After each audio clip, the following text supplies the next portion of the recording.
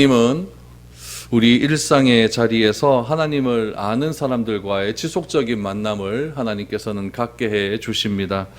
이런 삶이 굉장히 큰 복이죠.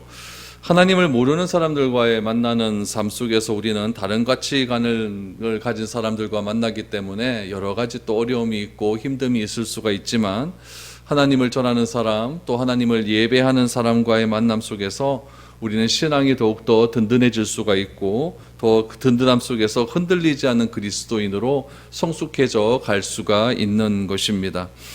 오늘 본문에도 만남에 대한 이야기가 나옵니다. 오늘 본문에 대한, 오늘 9장에 대한 만남의 가장 중요한 두 사람은 사울과 사무엘의 만남입니다. 그러나 사무엘과 사무엘이 만나기 전에 이 만남을 준비하기 위한 다양한 만남들이 오늘 본문에 등장을 합니다. 따라서 우리가 신앙생활을 함에 있어서 하나님이 우리에게 누군가를 만나게 하시고 그 만남을 통해서 하나님께서 어떠한 일들을 이끌어 가시는가를 우리가 살펴보는 것이 참으로 중요하다는 것을 알게 됩니다. 우리는 나만의 구원을 위해서 구원받지는 않았습니다. 나를 구원해 주신 이유는 누구를 만나기 위함입니다. 그래서 누구를 만나서 그 사람에게 하나님의 귀한 복음을, 내가 만난 그 하나님을 전달하기 위해서 하나님께서는 지속적으로 누군가를 계속해서 만나게 해 주십니다. 그래서 나는 누구를 통해서 나는 예수를 믿게 되었는지, 어떤 만남을 통해서 주님을 알게 되었는지, 내가 만난 이 기쁨을 나는 누구에게 전하려고 있는지, 이런 것들을 한번 생각해 보아야 됩니다. 오늘 본문에 나타난 이 만남의 중요성, 그 만남을 하나님께서 그냥 허투루 만나는 것이 아니라 그 만남을 통해 하나님께서 어떤 일을 하시고 무엇을 원하시는지를 이번 주와 다음 주를 통해서 한번 살펴보았으면 좋겠습니다. 먼저 1절, 2절 말씀을 한번 보시면서 오늘 서론 부분을 한번 보도록 하죠. 베냐민 지파의 기스라 이름하는 유력한 사람이 있으니 그는 아비엘의 아들이요 스롤의 손자요 베고랄의 증손이요 아비아의 현손이며 베냐민 사람이더라. 기스에게 아들이 있으니 그의 이름은 사울이요 준수한 소년이라. 이스라엘 자손 중에 그보다 더 준수한 자가 없고 키는 모든 백성보다 어깨 위만큼 더 컸더라. 우리는 이런 1절과 2절 이런 것들을 프로필이라고 하죠. 사울의 프로필이 오늘 소개를 합니다. 먼저 아버지의 이름이 기스다라고 나옵니다. 아들을 사울이라고 그렇게 이름을 지었죠. 사울이라고 하는 이름의 뜻이 어떤 의미를 갖고 있냐면 구하여 얻은 자라는 이름의 뜻을 가지고 있습니다. 구하여 얻은 자. 그러니까 기스가 자녀를 낳을 때에 하나님께 굉장히 기도를 오랫동안 많이 했던 것 같습니다. 그래서 하나님께 기도함으로 구함으로 얻게 된 아들, 그 아들이 바로 사울임을 우리는 알게 됩니다. 특별히 사울을 향하여 얘기할 때 2절 말씀에 보면은 준수한 자가 없고, 이건 잘생겼다는 이야기입니다. 당시에 잘생겼다는 이야기는 얼굴에 눈이 큰 사람을 잘생겼다고 했어요. 또 머리숱이 많은 사람, 그런 사람을 잘생겼다라고 이야기하고, 또 키가 큰 사람을 잘생겼다라고 이야기를 했죠. 그래서 사울은 보니까 얼굴도 잘생겼고 키도 컸다라는 것을 우리는 알게 됩니다. 거기에 또 좋은 게 무엇이 있겠습니까? 집안이 굉장히 유력했습니다. 유력했다라는 것은 아버지가 재력이 있다는 이야기고, 재력과 또 권력도 가지고 있었다라고 하는 것을 의미합니다. 요즘 말로 하면 금수저 아니겠습니까? 집안도 좋고 부모도 잘 만났고 돈도 많고 잘생기고 아주 좋은 집안에서 그렇게 태어났습니다. 흠잡을 데가 없는 청년이었죠. 그렇기 때문에 이 흠잡을 데가 없는 청년을 이스라엘의 초대 왕으로 그렇게 세웠던 것입니다. 그런 사울에게 한 가지 아쉬운 점이 하나 있습니다. 오늘 본문 1절, 2절 말씀에 보면은 다 좋은데 한 가지 아쉬운 점은 뭐라면은 그의 지파가 베냐민 지파라는데 좀 아쉽습니다. 사사기의 말씀에 보면은 이 베냐민 지파가 레위첩 사건 때문에 온 이스라엘 가운데 내전이 일어나게 되었고, 베냐민 지파가 완전히 멸절 위기에 당하는 그런 어려움에 처해 있었던 적이 있었습니다. 그래서 사사기에 보면 베냐민 지파 남자가 600명밖에 남지 않았다라고 하는 기록이 있거든요. 그래서 이스라엘의 11지파 사람들이 이러다간 우리 형제 지파가 다 몰살당하겠다, 그래서 자기 주변에 있는 여자들 다 끌어다가 베냐민 지파에게 다 줘버리는 그런 일들이 있지 않았습니까? 그래서 베냐민 지파가 명백을 유지하는 그런 일들이 있었습니다. 그래서 베냐민 지파는 늘 언제나 자신들에 대해서 이야기하기에 어떻게 이야기했냐면 우리는 12지파 중에 가장 작은 자다라고 그런 이야기를 많이 했습니다. 그래서 이 기스의 집안 자체가 이 형제들이 많은 그런 집안은 아니었습니다. 그래서 사울 집안을 가만히 보면 자손에 대한 번성이 다른 지파 사람들에 비해서, 다른 사람들에 비해서 조금은 적었다는 것을 우리는 알게 됩니다. 이것이 사울의 약점이라고 할 수가 있는 것이죠. 나머지는 빠지는 조건이 없습니다. 그래서 이 사울이라고 하는 집안, 사울은 아주 외모도 좋고 뭐 돈도 많고 집안도 좋았지만은 그의 지파가 조금 약점인 점, 그것 빼고는 다 좋았던 그런 집안이었습니다. 그런데 이 기스의 집에 문제가 하나 발생을 하게 됩니다. 이렇게 1절, 2절에 이 사울이라고 하는 사람을 소개함에 있어서 좋은 점을 소개한 다음에 3절부터 3절에 나가면서 기스의 집안에 한 가지 문제를 이야기하는데 그 문제를 이야기하는 이유가 있겠죠. 3절, 4절을 보십시오. 사울의 아버지 기스가 암나기들을 잃고 그의 아들 사울에게 이르되 너는 일어나 한 사환을 데리고 가서 암나기들을 찾으라 하매 그가 에브라임 산지와 살리사 땅으로 두루 다녀보았으나 찾지 못하고 사알림 땅으로 두루 다녀보았으나 그곳에는 없었고 베냐민 사람의 땅으로 두루 다녀보았으나 찾지 못하니라 라고 말합니다. 여러분 1절 2절에서 사무의 용모도 좋았고 또 사울의 또 조건은 아주 좋았다고 말을 합니다. 그렇다면 사울에 가지고 있는 성품은 과연 어떠했을까요? 우리가 3절 이하의 말씀 속에서 사울이 어떤 성품, 어떤 성격을 가지고 있는지를 우리는 알게 됩니다.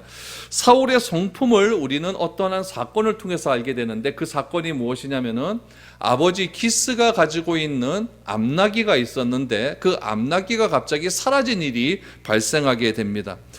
여러분이 암나기라고 하는 것이 참 중요합니다. 왜냐하면 그 당시에는 이 암나기가 재산 가치로서 꽤 높은 그런 짐승이었기 때문에 그렇습니다. 이동 수단으로 암나기를 많이 이용했습니다. 왜냐하면은 순나기는 이게 좀 성격이 고약해서 뭘 짐을 지고 가라가면 말을 잘 안 들었다 그래요. 그런데 이 암나기는 온순했습니다. 또 암나기는 젖이 나오지 않습니까? 그래서 그 젖을 팔 수도 있었고 암나기는 또한 번식할 수 있는 능력이 있지 않습니까? 그러니까 또 번식의 능력도 있었고 그래서 이 암나기는 당시 자산 가치가 꽤 높은 그런 재산 중에 하나였습니다. 그래서 이 기스가 이 재산 가치가 높은 이 암나기를 잃어버렸는데 오늘 3절 말씀해 보니까 암나기라 하지 않고 암나기들이라고 이야기했어요. 암나기들. 그러니까 한 마리를 잃어버린 것이 아니라 복수의 나귀를 잃어버렸다.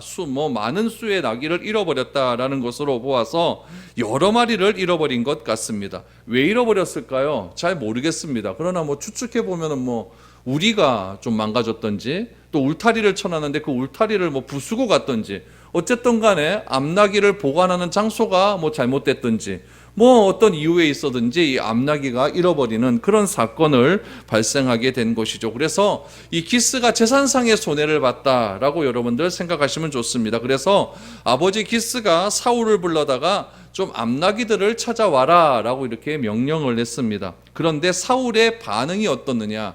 아버지의 말씀에 즉각적인 순종을 합니다. 이거 꽤 중요한 일이죠. 이런 것을 보면 사울의 성품은 어떠했다? 부모님께 순종하는 사람이었다. 순종하는 청년이었다. 좀 잘생기고 좀 등치도 있고 또 돈도 많고 이러면 부모 말씀에 좀 거역하는 또 자식들이 있을 수가 있는데 이 사울은 그러지도 않았던 것 같아요. 굉장히 순종적인 그런 청년으로 보여집니다. 그래서 4절을 보면은 사울이 암나기를 찾아 헤매다닌 지역이 나옵니다. 에브라임 산지는 여러분 꽤 산지가 험준해요. 이스라엘의 허리와 같은 산지거든요. 그래서 예루살렘으로 북쪽으로 쭉 올라가면 산지가 계속 형성되어 있는데 그것이 바로 에브라임 산지입니다. 그 주변으로 살리사 땅, 사알림 땅, 그리고 베냐민 지역의 땅, 5절에 보니까 숲까지 이 땅을 다 둘러보았다라고 말을 합니다. 이 땅의 거리를 대충 한번 해보면 한 40km, 50km 정도 되는 그런 길입니다. 여러분 그 당시에 차가 있습니까? 뭐가 있습니까? 다 걸어서 다녀야 되는 것이고 또 나귀를 찾아야 되니까 산속으로도 다녀야 되는 그런 일들이니까 여러분 쉬운 길은 아니었을 줄로 압니다. 열심히 찾아보았지만 찾지 못했다라는 것이죠. 그래서 사울은 두루 다니면서 성실하게 그 길을 찾으면서 확인하면서 다녔다라는 것을 우리는 알게 됩니다. 그 사울의 성실성을 어떻게 알 수 있냐면은 4절 말씀에 보면은 4절 사알림 땅으로 두루 다녀보았으나 두루 다녀보았다라고 말하고, 또 베냐민 사람의 땅으로 두루 다녀보았다. 이것은 꼼꼼하게 살펴보았다는 이야기죠. 그냥 대충 보고 허투루 다녀보는 것이 아니라 꼼꼼하게 아버지의 명령을 따라서 그렇게 살펴본 사람이었다라는 것을 알게 됩니다. 그러니까 사울은 아버지의 명령에 순종할 줄 아는 청년이었고, 또 일을 함에 있어서 꼼꼼하게 그런 일들을 잘 처리하는 그런 청년이었다는 것을 알게 됩니다. 그런데 5절 6절에서 하나의 문제가 발생하게 됩니다. 5절 6절 보시죠. 그들이 숲 땅에 이른 때에 사울이 함께 가던 사환에게 이르되 돌아가자. 내 아버지께서 암나귀 생각은 고사하고 우리를 위하여 걱정하실까 두려워하노라 하니, 그가 대답하되 보소서, 이 성읍에 하나님의 사람이 있는데 존경을 받는 사람이라.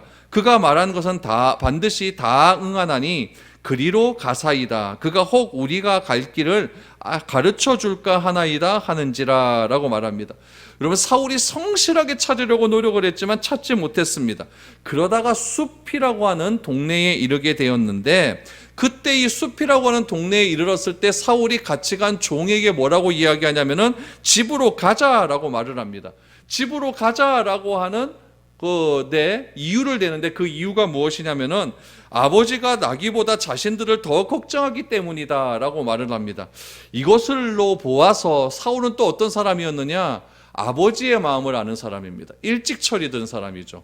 여러분, 자식이 부모 마음 아는 것 여러분 쉬운 일이 아니지 않습니까? 그런데 자식이 나가가지고 아버지의 심부름 때문에 나갔다가 오랜 시간 들어오지 않으면 아버지가 혹시라도 또 걱정하실까라고 하는 그런 생각이 있었던 거죠. 그래서 사울은 아버지의 마음을 알기 때문에 돌아가자라고 이야기를 합니다. 그러나 여기서 중요한 것은 무엇이냐면은 아버지의 마음은 아는데 뭐는 못했느냐, 뭐가 부족했느냐?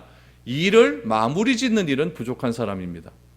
여러분, 어떤 사람은 보면은 끝까지 일을 해내는 사람이 있어요. 무슨 일을 수단과 방법 살리지 않고 끝까지 해내는 사람이 있는데, 이 사울이란 사람은 순종적인 사람이었고 아버지의 마음도 아는 사람이었고 좀 꼼꼼한 사람이었는 반면에 일을 처리하는 데 있어서는 조금 미숙한 부분이 있는 사람이었습니다.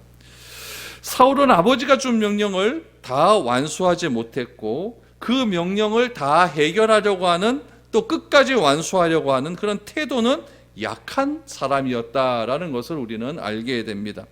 그때 함께 간 사환이 뭐라고 이야기하냐면은 높 근처에 라마라고 하는 동네가 있는데, 이 라마에 누가 살고 있죠? 사무엘이 살고 있지 않습니까? 사무엘이 고향이 라마가 아니겠습니까? 그래서 라마라는 동네가 있는데 그곳에 가서 선지자에게 한번 물어봅시다 라고 이야기합니다. 여러분, 여기서 우리가 만남에 대해서 하나 생각해야 될 것이 있습니다. 사울은 흠잡을 데가 없는 청년입니다. 그렇게 성경은 기록하고 있습니다. 베냐민 지파라고 하는 지파적인 약점과 일의 마무리를 제대로 짓지 못하는 그런 약간의 성격적인 흠은 있었지만, 이것 때문에 사울을 부정적인 인물로 평가하기는 조금 무리가 있습니다.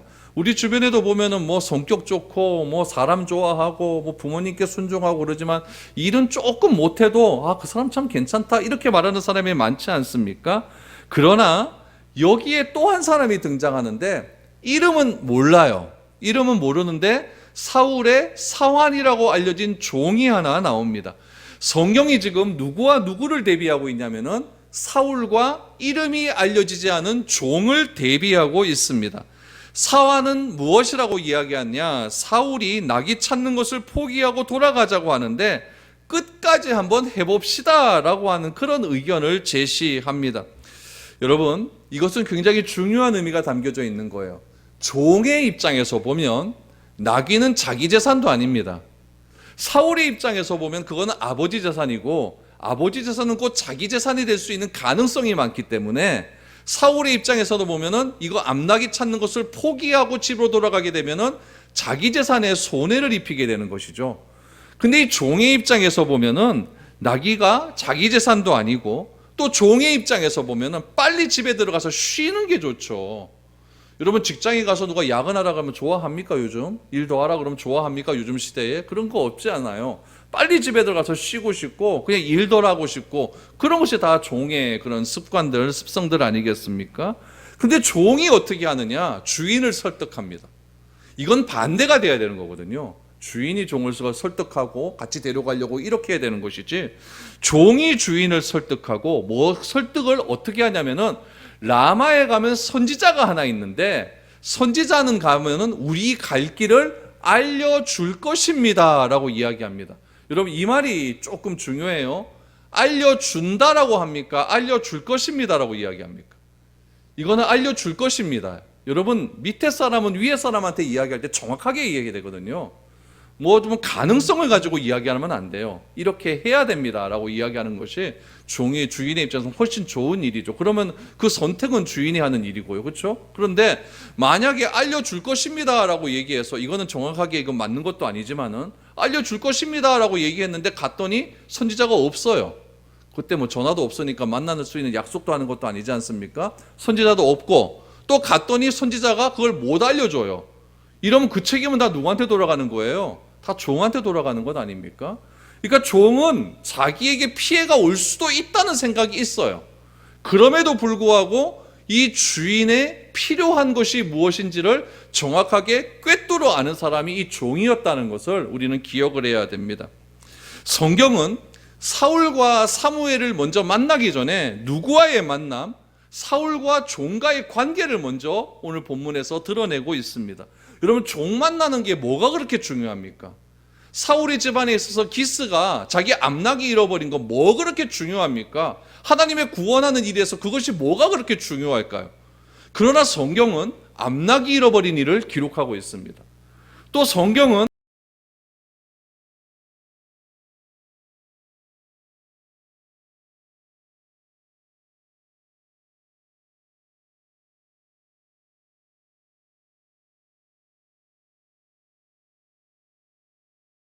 사울과 사무엘은 만날 수 있는 기회가 지금 사라지게 되는 거예요. 그런데 나귀를 잃어버린 사건, 또 기스가 사울에게 종을 데리고 가라라고 했었을 때 사울이 왜 하필이면 그 종을 선택했을까요? 또한 종이 집으로 가자고 하는 것을 거부하고 선지자를 찾으러 한번 가봅시다 라고 하는 것이 과연 우연의 일일까요? 그냥 있어지는 그런 일일까요? 그렇지 않다는 이야기입니다. 왜 성경은 이 종과 사울의 관계를 이렇게 대비시켜 가면서 이렇게 기록하고 있을까요? 사울은 어떻게 보면 세상적으로 부러울 것이 없는 환경과 배경을 가진 그런 사람이었습니다. 준수하고 출중한 청년이었습니다. 그러나 종은 하나도 내세울 것이 없는 빈약한 그런 사람입니다. 그러나 이 종은 어려운 문제, 내게 해결할 수 없는 문제가 닥쳤을 때에 누구를 찾아가서 누구와 상의해야 되는지를 분명히 알고 있는 사람이었다는 이야기예요. 누구를 찾아가고 누구와 상의해야 되느냐? 하나님의 사람을 알고 있었다라고 하는 점에서 우리는 기억해야 될 중요한 핵심을 찾을 수가 있다는 이야기입니다. 성경에 보면요, 여러분, 종에 대한 이야기가 굉장히 많이 나옵니다. 그런데 특별히 이름은 알려지지 않았지만은 그 이름을 알려지지 않은 그 종으로 인하여서 하나님의 구원사가 아주 하나씩 이루어가는 것을 우리는 알게 됩니다. 창세기 24장에 보면은 아브라함이 이삭의 아내를 찾는 장면이 나오는데 그 아내를 찾기 위해서 종 하나를 보냅니다. 종 하나를 보냈는데 이 종이 어느 지점인가 가서 기도하는 장면이 나옵니다. 무엇이라고 기도했는지를 한번 보시기 바랍니다. 창세기 24장 12절 말씀을 보십시오. 그가 이르되 우리 주인 아브라함의 하나님 여호와여, 원하건대 오늘 나에게 순조롭게 만나게 하사 내 주인 아브라함에게 은혜를 베푸시옵소서. 제가 기억하십시오. 내 주인 아브라함에게 은혜를 베푸시옵소서라고 기도를 합니다. 여러분, 아브라함의 종의 기도와 내 기도가 좀 다르지 않습니까?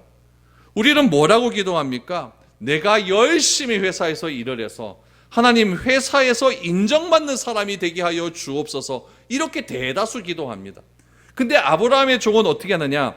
오늘 나에게 순조롭게 만나게 하사, 누구를? 이삭의 아내 될 사람을 순조롭게 만나게 하사, 그 만남으로 인하여서 어떻게 되느냐? 내 주인 아브라함에게 은혜를 끼치게 해 주십시오, 이렇게 기도를 한단 말이죠.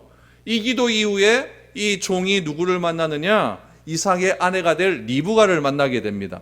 리브가를 만나서 집으로 가게 되죠. 집으로 갔더니 리브가 오빠가 있어요. 리브가 오빠에게 이야기를 하고 이 리브가를 내 주인의 아들의 아내로 삼게 하겠습니다 라고 했더니 오케이 사인을 받아요.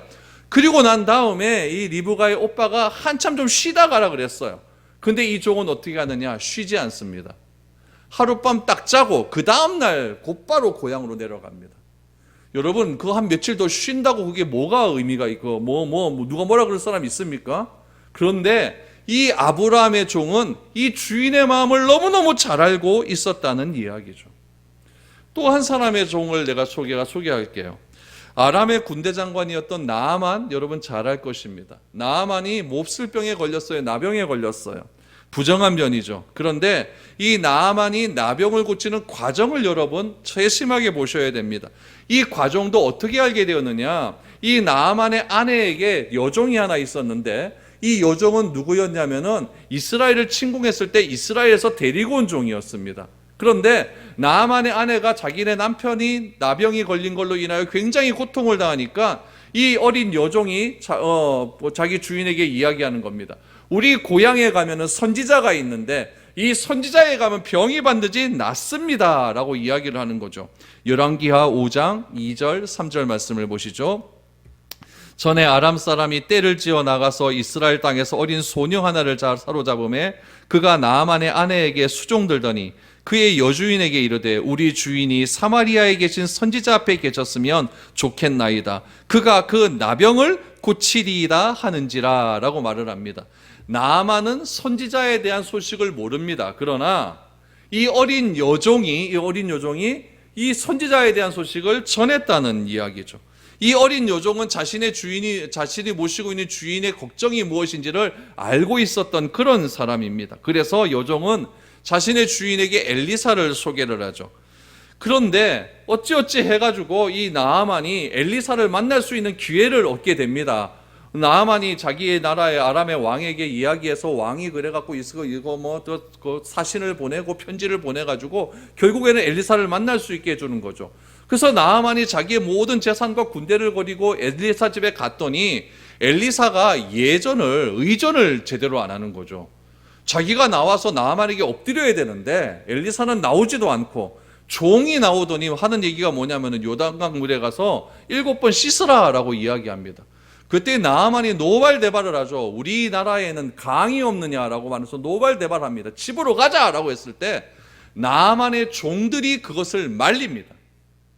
나아만을 말렸던 종들의 이름은 하나도 기록되어 있지 않습니다. 그러나 나아만의 종들이 말리면서 이렇게 이야기를 합니다. 열왕기하 5장 12절 13절을 보십시오. 다메섹 강 아나바와 바르발은 이스라엘 모든 강물보다 낫지 아니하냐. 내가 거기서 몸을 씻으면 깨끗하게 되지 아니하랴 하고 몸을 돌려 분노하였던 아들이니 그의 종들이 나와서 말하 이르되 내 아버지여 선지자가 당신에게 큰 일을 행하리라 말하였다면 행하지 아니하였으리까 하물며 당신에게 이르러 씻어 깨끗하게 하라 함이니까 하니라고 말을 합니다. 나아만을 말린 사람은 누굽니까? 종들이었습니다. 그래서 병이 나았습니다. 우리가 인생을 살아가면서 종과 같은 사람을 만날 때가 있습니다. 우리는 사울과 같은 사람을 좋아합니다.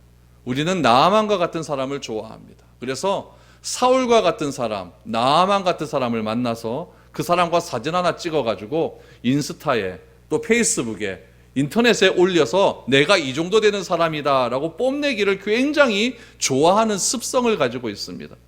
대통령과 사진 한 장 찍어 보십시오. 그건 가문의 영광이 됩니다. 그런 일들이 얼마나 많습니까? 유력한 자를 그래서 좋아하는 것이죠. 그러나 성경은 말합니다. 작은 사람, 잘 알려지지 않은 사람, 어리석어 보이는 사람 가운데 지혜가 있다는 것을 발견하는 사람이 진정한 지혜자라는 것을 성경은 우리에게 늘 말하고 있습니다. 우리의 신앙은 그 사람 속에 있는 하나님의 형상을 얼마만큼 발견할 수 있느냐에 따라서 내가 만나는 사람을 귀하게 여길 수도 있고 업신여길 수도 있다는 것입니다. 주님은 누가 보아도 갈릴리 호수에서 고기나 잡는 것으로 인생이 끝날 사람을 선택하셔서 그를 제자로 삼으시고 그를 12사도로 만드셔서 그 사도를 통해 교회를 세우게 하시고 그 교회를 통해 온 세상 만국에 복음이 증거되게 하는 주춧돌로 삼아 주셨다는 이야기입니다. 사울에게 사무엘을 소개하는 종, 이 종은 사무엘에게 가면 나귀를 찾을지도 모른다라고 하는 불확실한 내용을 주인의 명령을 완수하기 위한 대안으로 제시하였고, 걱정을 풀어줄 수 있는 삶을 살아갈 수 있도록 그렇게 제시했다는 것입니다. 이런 관점에서 보면은 사울은 중간에 안 되면 포기하는 사람이었고 안 되는 결론만을 먼저 생각하는 사람이었다라는 것을 알게 됩니다. 조금 해보고 안 되면은 그냥 치워버리는 사람, 그런 사람이 바로 사울이었다는 것을 우리는 알게 되는 것이죠. 그래서 외모적으로는 참 준수하고 배경은 좋았지만은 그의 성격 가운데 마무리를 잘 못하는 그런 사람, 모든 일을 끝까지 지속하지 못하는 그런 성격적인 단점, 그런 것들이 사울에게서 발견된다는 것입니다. 7절 이하를 보시죠. 사울이 그의 사환에게 이르되 우리가 가면 그 사람에게 무엇을 드리겠느냐? 우리 주머니에 먹을 것이 다하였으니 하나님의 사람에게 드릴 예물이 없도다. 무엇이 있느냐 하니, 사환이 사울에게 다시 대답하여 이르되 보소서, 내 손에 은 한 세겔의 4분의 1이 있으니 하나님의 사람에게 드려 우리 길을 가르쳐 달라 하겠나이다 하더라. 옛적 이스라엘의 사람이 하나님께 가서 물으러 하면 말하기를 선견자에게로 가자 하였으니 지금 선지자라 하는 자를 옛적에는 선견자라 일컬었더라. 사울이 그의 사환에게 이르되 내 말이 옳다, 가자 하고 그들이 하나님의 사람이 있는 성읍으로 가니라. 여러분들은 어떤 일을 할 때 될 것이라고 먼저 생각을 하고 하십니까? 아니면 안 될 것을 먼저 생각하십니까? 이것이 어쩌면 믿음의 갈림길일 수 있습니다. 인생은 다 어렵습니다. 그러나 어려움이 나에게 닥쳤을 때 나에게 있는 것으로 해결하려고 하는 사람이 있는 반면에 아예 포기하는 사람도 있습니다. 종이 이렇게 이야기를 합니다. 종이 사무엘에게 가봅시다 라고 했었을 때 사울은 걱정이 있습니다. 그 걱정은 무엇이냐면 내가 선지자를 만나러 가는데 빈손으로 어떻게 갑니까? 라고 이야기를 하죠. 그때 종이 하는 행동을 보십시오. 나에게 돈이 좀 있습니다 라고 말합니다. 그 돈이 얼마냐? 은 한 세겔의 4분의 1이다 라고 말합니다. 은 한 세겔의 4분의 1. 요 은 한 세겔의 4분의 1이 어느 정도 가치가 있는지를 좀 알아야 됩니다. 당시에 노예의 가격이 얼마냐? 은 30세겔입니다. 요셉이 팔릴 때 은 30세겔에 팔리지 않습니까? 예수님도 은 30세겔에 팔리지 않습니까? 그래서 사람 한 사람을 하나 가격이 보통 은 30세겔을 했어요. 그러니까 은 한 세겔의 4분의 1이면은 여러분 이거는 뭐 적은 돈은 아니었을 것 같아요. 그렇죠? 사람의 일생 한 30년 일한다고 했을 때 그 30년 일하는 곳에 여러분 한 세겔이면은 1년에 거의 연봉인데 그 연봉의 4분의 1이면 한 3, 4개월에 월급 되는 것 아닙니까? 그러니까 요즘 한 뭐 최저 뭐 시급이 한 200만 원 해도 그렇죠? 한 600만 원, 800만 원 되는 돈이에요. 그렇죠? 이 종이 왜 이렇게 큰 돈을 가지고 다니는지 잘 모르겠지만 아무튼 이 종 호주머니에 은 한 세겔의 4분의 1이 있습니다 라고 했으니까 여러분 이것을 자기가 드리겠다라는 거예요. 여러분 종이 이렇게 하는 사람이 어디 있습니까? 지금 어떻게 보면은 종의 입장에서는 이거는 사적인 일입니까? 공적인 일입니까? 공적인 일이에요. 공적인 일에 내 소유를 바치는 거예요.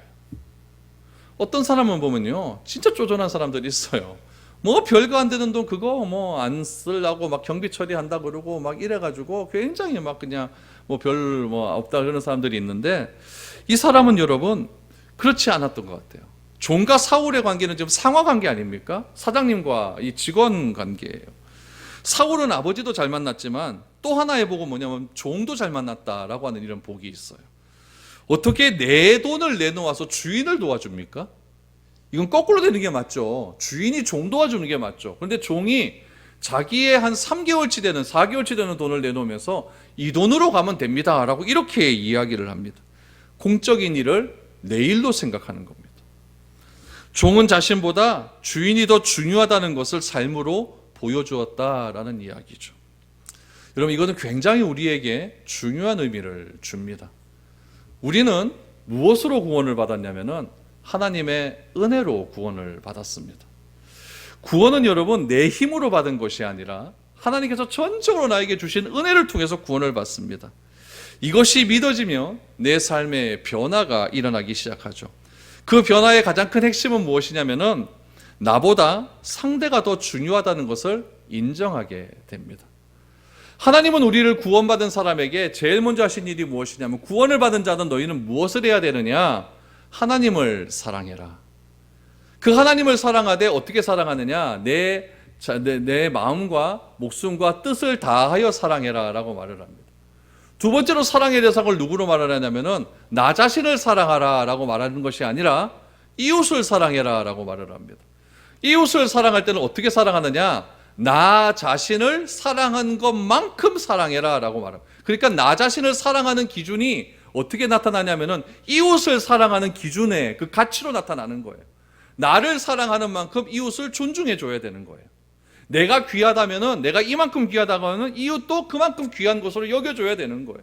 이것이 무엇이냐? 구원받은 자의 생각의 변화, 가치의 변화라는 거예요. 그래서 구원이라는 것은 무엇이냐면은 내 인생의 순서가 바뀌는 겁니다.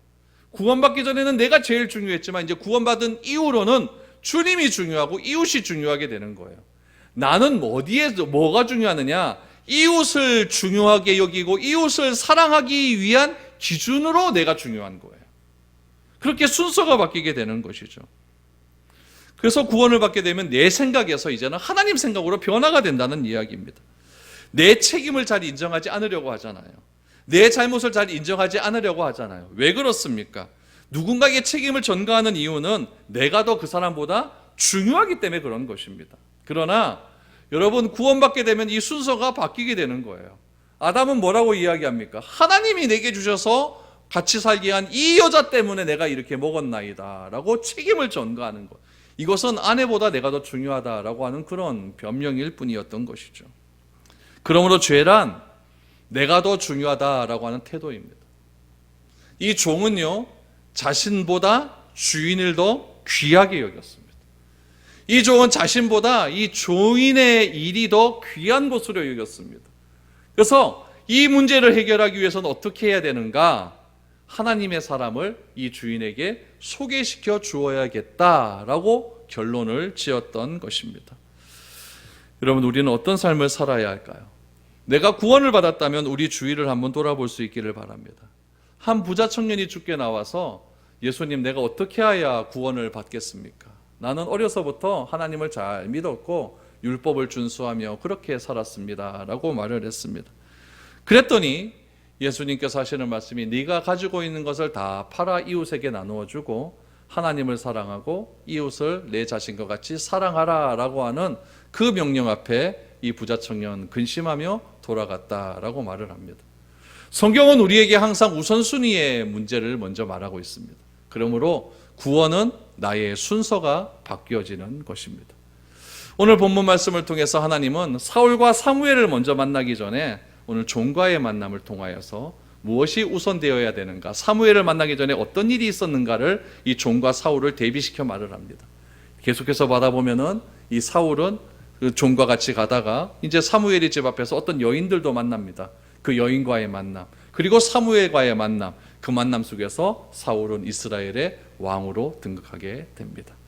오늘 여러분들도 많은 사람을 만났을 것입니다. 내일 또 누군가를 만나겠죠. 그 만남 속에서 우리가 어떠한 가치를 부여하고 살아야 되는지를 다시 한번 기억하시고, 이 만남 속에서 하나님께서 나에게 원하시는 것이 무엇인가를 다시 한번 기억하셔서 그 만남이 참으로 소중하고 귀한 만남이 되어지는 아름다운 만남이 될 수 있기를 축복드립니다.